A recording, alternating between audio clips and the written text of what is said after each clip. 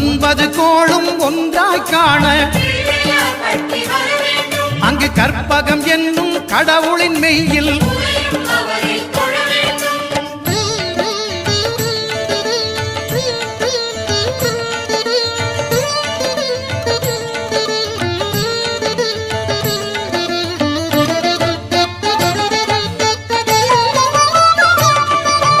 அட்டமச்சனியின் நட்டங்கள் தவிர்க்க